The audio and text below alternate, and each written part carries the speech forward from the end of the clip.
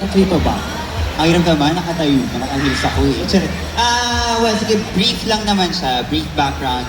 Sol and Luna was actually, kaya nang sabi ni Sir Chris, it was a script that I wrote back in 2017.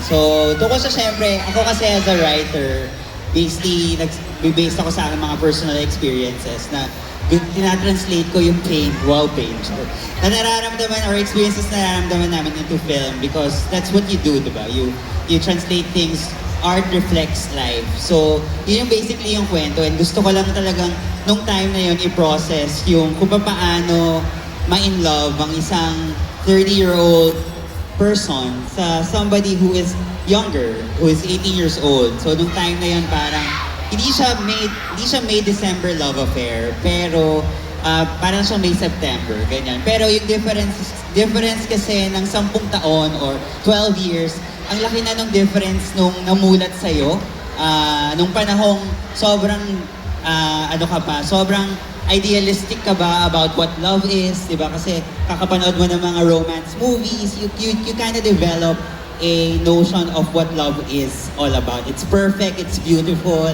it's all the kilig involved. And then, syempre, nung tumanda ka rin naman at nakaka-experience ka ng iba't ibang klase ng pain, syempre nababasag din yung ganong klase ng ideology. So, at saka yung mga panahon kasi namin, yung mga millennials, mga jaded kasi yung mga millennials eh. Yun yung mga problem nung mga panahon namin na parang we were emo kids, we were jaded.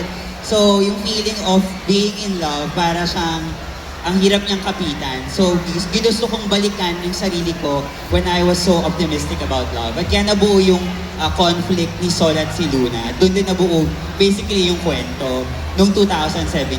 Pero ngayon na 2025 na siya at naging series na siya, parang ganun pa rin naman. I think generally same pa rin naman yung nararamdaman ng mga tao. So, yun yung excited akong i-share.